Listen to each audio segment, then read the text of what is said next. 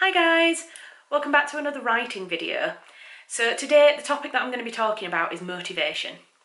One of the things that people say the most on my videos is that I appear to be very motivated and that I seem to get through a lot of work and that I'm very highly motivated. So what I wanted to do was just kind of go over some of the things that I do that help me keep focused and motivated, because if it's something that you're struggling with in terms of writing, then this kind of video might help to give you some ideas for how you can motivate yourself. So without further ado, because I filmed this intro about 3 times already, I'm going to get into them. I haven't done these in any particular order. It's just I was kind of thinking about ways that I feel motivated and I wrote myself a list for this video, and so we'll just work through the list. So number 1 is that despite working from home, I actually observe regular working hours. So I start work at 9 o'clock in the morning and I roughly finish about 5 or 6 o'clock in the evening. The reason I do that is, one, my husband works and he actually works out of the house, he doesn't work at home. And so I get up at the same time as him in the morning, we get ready together, we have a coffee, he goes off to work and then I start my work. Just the way it works the best. I know that some writers, it's kind of like a bit of a cliche that writers write through the night and are nocturnal and all this, that and the other, but for me that just doesn't work. On the one hand, I have freelance clients who need me to do set work for them and that happens during the day, and also it just fits in really nicely with mine and my husband's social time. So I start at 9 o'clock in the morning. That's pretty strict in terms of a start time. I don't start, any earlier than that. If Tom tends to go to work at about 7 o'clock in the morning, he's a really early starter, out of choice, not out of necessity. And when he goes to work at about 7 o'clock, I generally am probably still getting ready, I'm gonna be honest. I'll come downstairs, have a coffee, do a little bit of housework and stuff, and then I'll come up to the office at 9 o'clock, I'll get myself a coffee, there's my coffee cup, and I start at 9. It's just a really nice way for me to switch my head into work mode. I come up to the office, I get everything turned on, and I start work. Okay, tied to that one is that I always have my lunch break away from my office. So this space behind me, this lovely room, is my office, and it's not it's not attached to a living space. So I don't have my desk in, say, the dining room like I know some people do, or in the living room. So what that means is that when I have my lunch, I can actually step out of the room. I can shut my office door and I can remove myself from my workspace. This gives you a physical break from sitting in one seat and from staring at a computer for too long, but it also gives me a mental break as well. I never ever eat my lunch at my desk.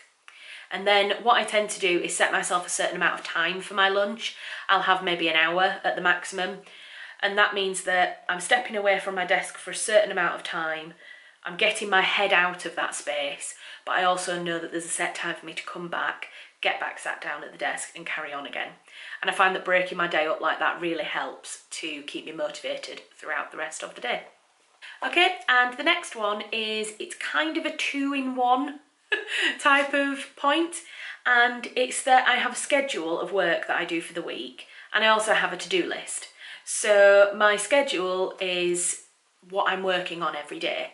So I have a rough schedule that Mondays and Tuesday mornings I work on a freelance client, and that's Slate and Rose, and that's the homeware company. So I work for them 1.5 to 2 days a week. If I'm only doing 1.5 days in the week, then Tuesday afternoon is spent editing my YouTube video from the weekend, and that's our weekend vlog that me and Tom do, and it just is, a video of what we do at the weekend. And then Wednesdays, Thursdays and Fridays are all writing days. So the current project at the moment is a non-fiction book about women in the English country house who chose to remain single. They didn't get married, and it's looking at their lives and what they did instead of getting married and how they lived in a single state to great success. So that's the current project, and what I'm working on at the moment is researching the women and taking lots of notes down and writing up little paragraphs about them. So that's the schedule. The to-do list is this notepad here. And I've got this notepad on Amazon, so if I can find one, I will link it in the comments below and you can go on and see if you want to buy one yourself. I've been using that notepad now for probably about 5 years and I think they're incredible. It's spiral bound, so every week you can turn the page over. You're not getting, you're not having to like weigh down your notepad pages or anything like that. I just find it really easy to use. And I make that list either on a Friday afternoon at the end of my week or on a Monday morning at the beginning of a new week. And sometimes I do it on a Friday because if I haven't managed to get through everything in that week, then what I want to do is make sure that any unfinished tasks don't get forgotten and that they get carried over to the next week. So that's why sometimes I choose to do my list on the Friday afternoon so that I can move those points across a week. If I've managed to get everything done, or if there isn't anything that I need to write down urgently, then I will just leave my list and I'll do it on Monday morning when I come into my office. So that's how I keep myself motivated in terms of the tasks that I want to do. Because I work over several different kind of areas, I've got my freelance work, I've got my YouTube promotion and my writing work that I do with this, and I've got my actual physical writing, my books. It is really good for me to actually split those down into days and tasks because it means that I'm keeping on top of all the different areas of my work. Nothing's getting forgotten, nothing's getting neglected. There's a cat, is it? Again. I was talking about breaking down work so that nothing gets neglected or forgotten. So that's why having a to-do list and having a schedule really works for me. And I think when you've got a list of things that you need to do within a week, that keeps you motivated as well because you know you've got a deadline to work to. You know that you've got to get certain things done within that week. I think if you don't have a to-do list, then everything just gets jumbled up in your head. You tend to focus on one thing that needs doing and it's really easy to forget other things that you want to do. If I'm struggling to feel inspired, if I'm struggling to feel motivated, if I'm not getting tasks done, then I actually take a break from my computer, I take a break from the office and I will go and do something else. More often than not, that task involves housework because you might know if you've seen our house tour video, but we live in quite a big French townhouse. Had I realised how much work it was to clean it when we were first looking for a house, I'm not sure I would have gone for anything as big as what we've got. But it's a beautiful house, we've loved living here, but it takes a lot of work to keep it clean. So usually when I need a break from the computer or from my desk, I will go and do some housework. But you can do anything. You can watch a video. It might even help to watch like an inspiring film or documentary. I watched Wild the other day, the Reese Witherspoon adaptation of Cheryl Strayed's book. And I've read the book and I've watched the film and I find the film so inspiring. Obviously it's quicker to watch a film than it is to read a book and that's why I tend to go for the film over the book. But I just find it so inspiring, it's so heartwarming, it's harrowing as well. I always cry. But I always feel quite rejuvenated afterwards. I feel quite empowered to continue my work. So you could always do that. You could have a break and watch a film that inspires you or a documentary or something. But more often than not, I would just want to have quite a quick break and go off and do something. Now yesterday was a prime example of this. I was really struggling yesterday, just couldn't focus. I was having some monthly cramps, not gonna lie. And so I was like, I just need to step away from my computer for the day. I spoke to my friend and she said, just step away, have the rest of the day away from your computer and tomorrow you'll come back and you'll feel a lot better for it. So I did that and today I feel great. So it really does help me in terms of making sure that I'm allowing myself that time away when I'm not feeling great, but it also helps me then to come back to my work feeling rested and my mind's cleared and I'm ready to continue. So I would recommend that definitely. Another quick one is, one of the things that I do to keep myself motivated is I reward myself for completing tasks on my to-do list.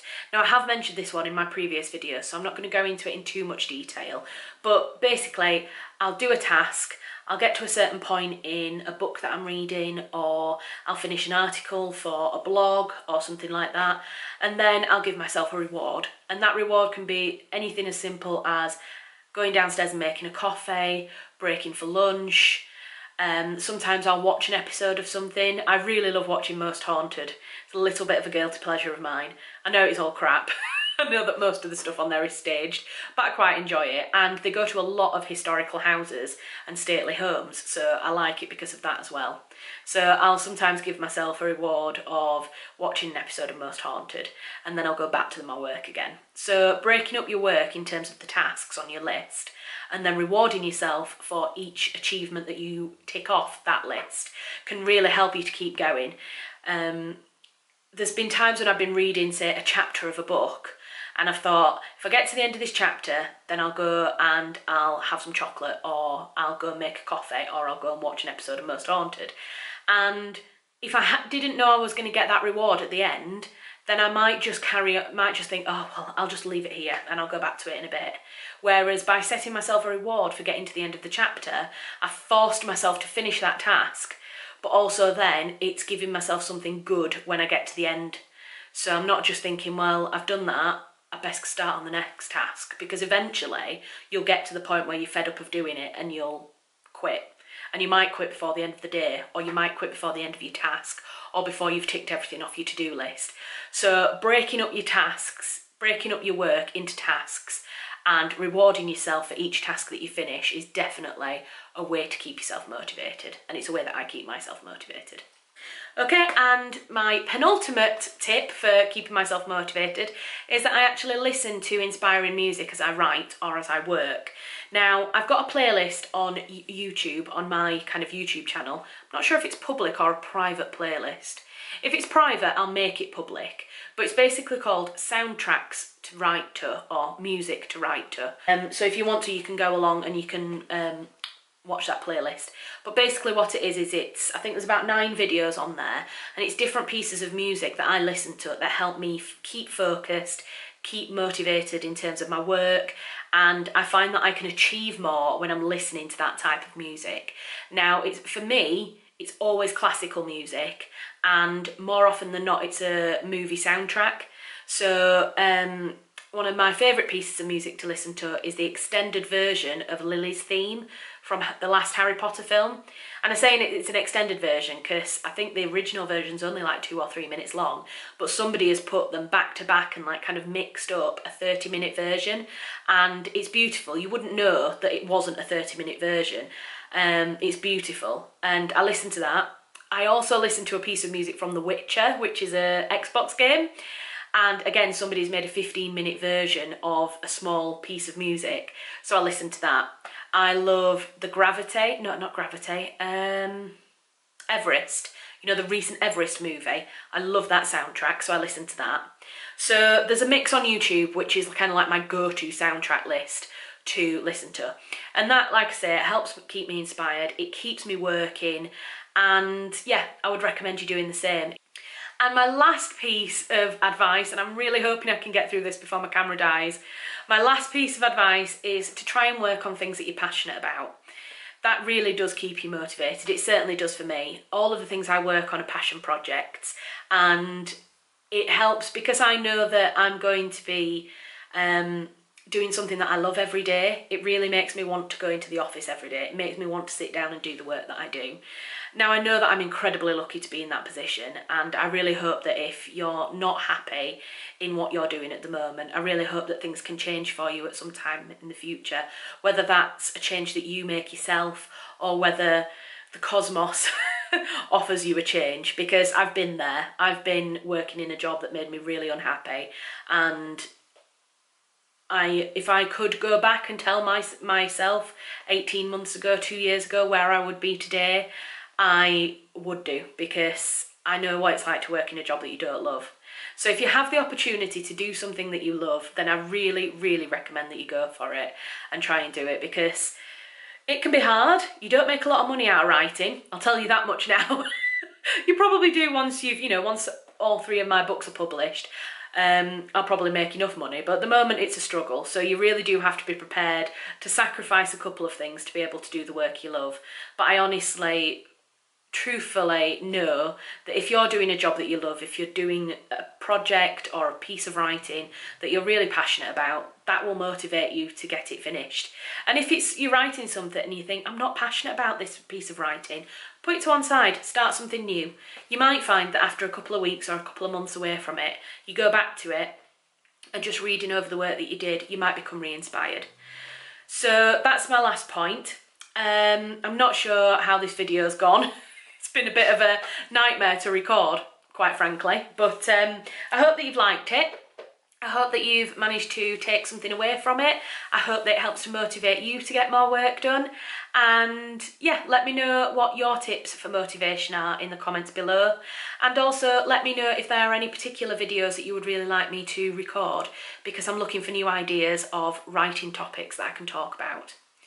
The last thing that I'm hopefully just going to be able to squeeze in here before my camera dies is that I'm actually considering starting a series, one video every fortnight, about where I talk about a historical topic surrounding heritage, history, women, country houses, that kind of thing.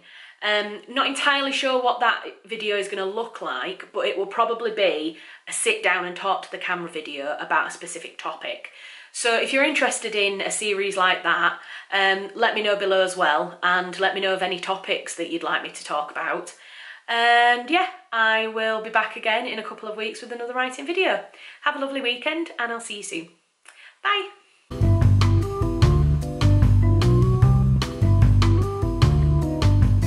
We're going to be talking through motivation. Now, one of the most highly kind of things that are commented, commented? Oh, internal temperature high. No. Don't you dare. No, stop it. Oh, it's so annoying. But I'm kind of going to compose. Ugh. To start, I'm kind of... Oh, this is supposed to be a quick video that I was going to film within like 20 minutes and then get back to work. It's not turning out that way. I'm on 5 minutes 28 already and I keep having to stop and start. Right, compose yourself. If I'm working on a particular day,